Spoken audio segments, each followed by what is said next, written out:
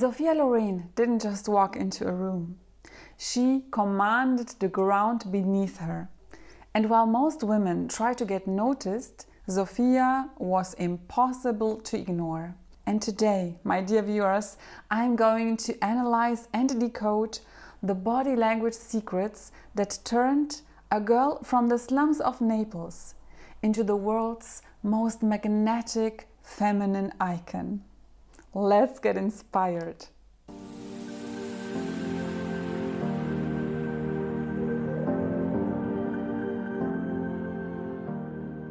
Hello my dear viewers, welcome back to my channel. My name is Malena and today we are going to take a closer look at the walk, posture, gaze and feminine presence of Sophia Loren. And you also have voted for Sophia Loren in one of my older polls. I have to admit, it is already quite some time ago. And just a few days ago, I was watching an old Italian movie with Sophia Loren. Maybe you know that movie. It is called Yesterday, Today and Tomorrow. That's basically the English translation of the title of the movie.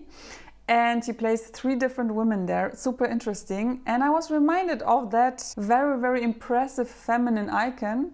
And I thought, okay, now it's time. Stay tuned because you're going to learn a lot. And we will start with the first aspect of Sophia Loren's body language, which was or is her walk. Sophia Loren didn't just walk, she occupied space. She had such a strong feminine presence, and I think that Sophia Loren's walk is the ultimate masterclass in what I call earthly elegance. Because while many women nowadays rush and their walk is kind of frantic, Sophia Loren's walk was grounded, bold, confident, but still extremely feminine. So here's the secret to her architecture. First, the pelvic lead. So unlike many women and also some runway models who lead from their core, so they kind of walk with a rather stiff core, Sophia Loren's movement in her walk was led by her hips. And as a dancer, I can tell you that she uses her glutes and also her lower abdomen a lot in order to create this famous pendulum swing, which we also see in some scenes. And it is a kind of a rather controlled circular motion that comes from the center of her hips. And that's why it is very different to Marilyn Monroe's walk.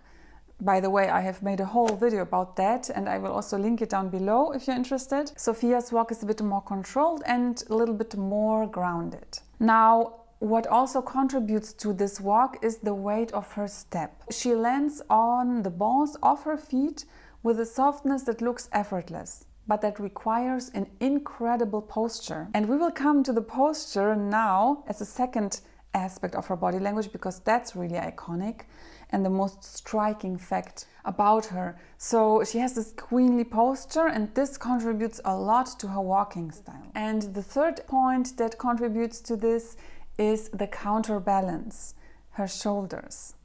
It's the most overlooked part when we look at the walk of a woman, but here it is really striking.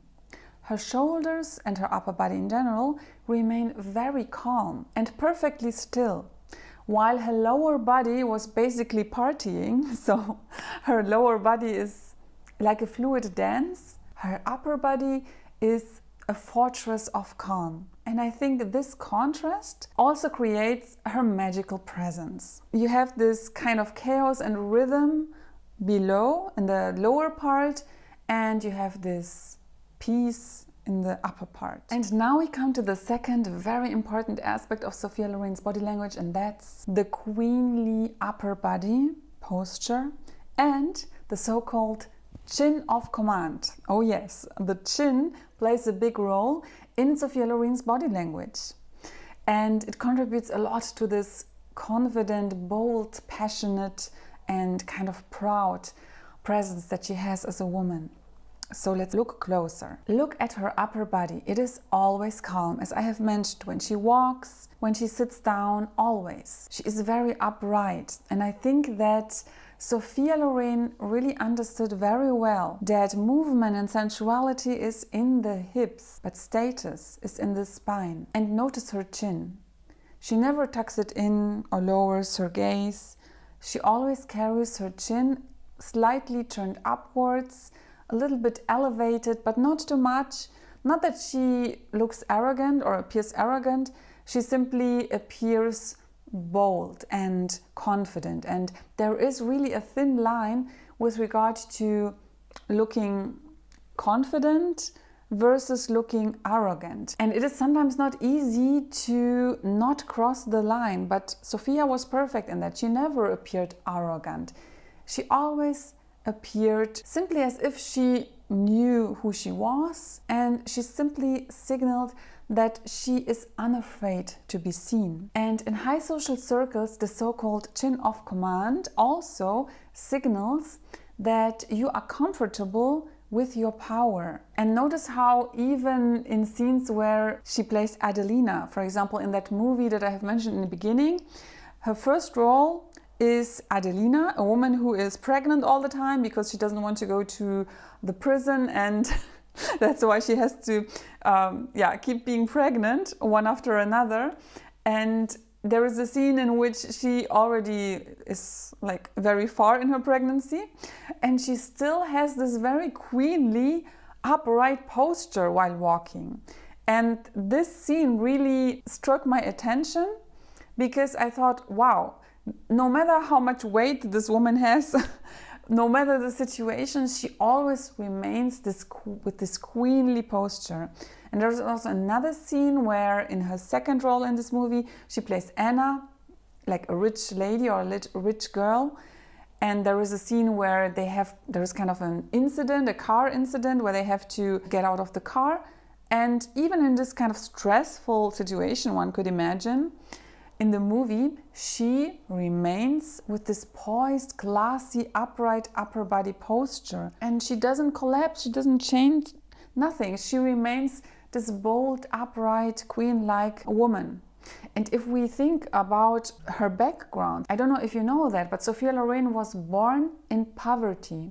She was born during the World War. She had to share one tiny room with 4 family members.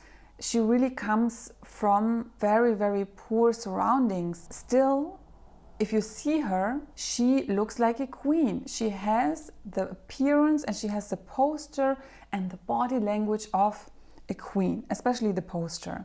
And I think this is so inspiring, especially because you see, no matter where you come from, your posture and your body language can really make you appear of a high status. You can look and be a feminine, classy and elegant woman, no matter where you come from, because it all shows through your body language. You can learn how to look like a queen, how to move like a queen, like a sensual woman, like a feminine woman, like a high status woman. And I'm teaching that on my channel, not only in the analysis videos, but also I have many tutorials. If you are interested in that, don't forget to activate the notifications and subscribe and watch my other videos. I will just link the most interesting playlists down below. But let's go on with Sophia Loren, and now we will move a little bit closer to her face, to her eyes. And I don't know if you have noticed, I mean, the camera takes a lot away, but I have really tried to resemble Sophia Loren's iconic eye makeup today a little bit, even though I'm not a makeup artist, but maybe you can see I tried this style a little bit, because her eyes were really the most rememberable part of her face. And she had a very intense eyes and a very intense gaze.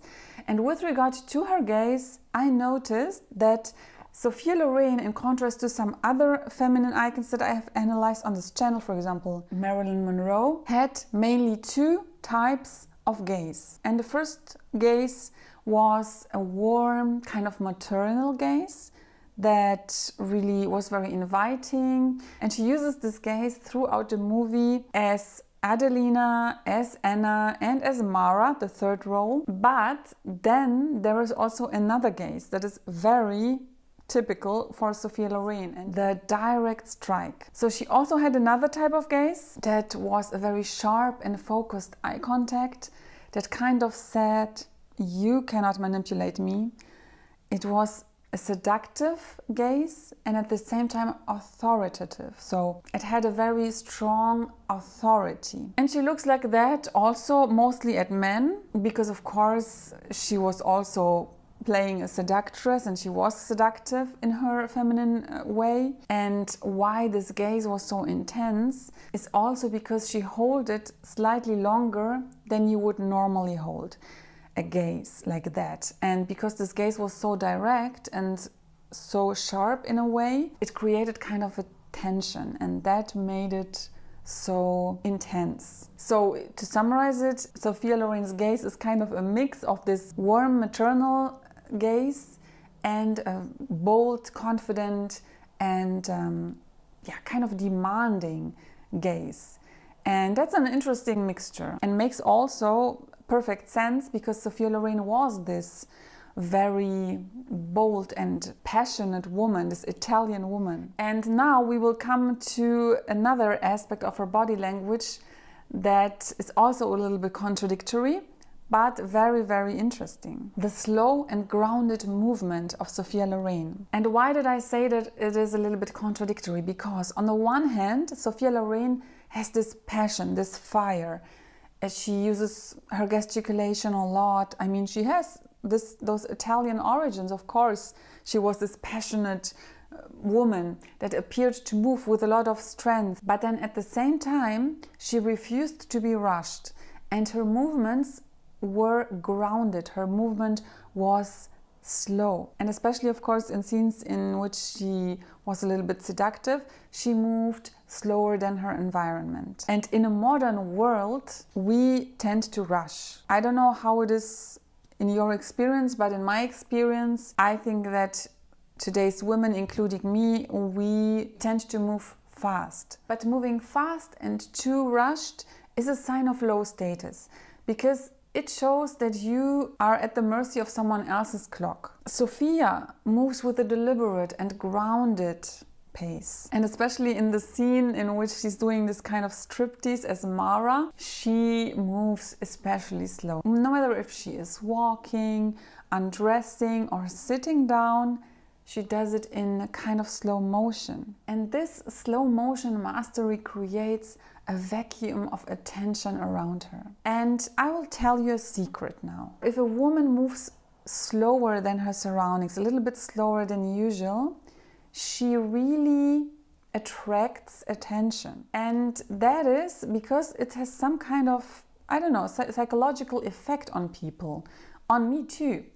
For example, I love to watch slow motion videos of women, where a woman is moving a little bit in slow motion. I think this is so intriguing and so sensual. For example, I myself, some of my reels that I have posted on Instagram, where I am, for example, showing a walk, I made them in slow motion.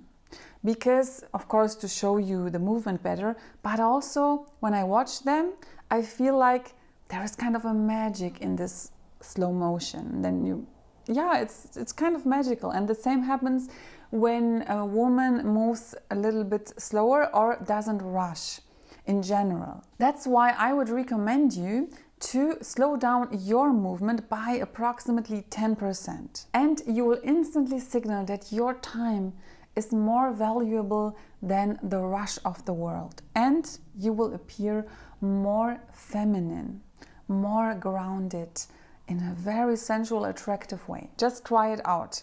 But that's a tip that I can give you in general, and that almost no one knows. Sophia apparently knew about this effect, no matter if it was just by nature, like intuitively, or if she has learned it. Both is possible. You can learn how to move more elegantly, how to exude more social status, how to be more soft and seductive in a very classy way. in a very natural way. And Sophia Loren is a great example and inspiration for us. So if we look at all those aspects of Sophia Loren's body language, we see that her feminine presence has kind of a confident, nonchalant essence. It is bold, it is proud, but it is extremely feminine and sensual at the same time. She does not react to male drama. Also in all the scenes that she plays with men, she remains kind of unbothered. This makes the man in the movies chase her even more, but it also really fits her essence. And of course, she always remains with this queen-like posture. So those are the most striking things about her body language that we can also let ourselves be inspired by. Because of course this video, as the other videos of feminine icons, Monica Bellucci, Marilyn Monroe, etc., they are there not to copy those women, but to let us be inspired by them. Because to my view, every one of us, every single woman has her own feminine presence. Those feminine icons, they have somehow managed to refine their individual feminine essence. But every woman can do that. And sometimes it requires more practice, sometimes it requires more insight in order to really find out what your essence is. You need some tools for it, you need some inspiration for it, you need some techniques for it. But the good thing is, I can provide you with all of that, and I'm looking forward to see you in my next video.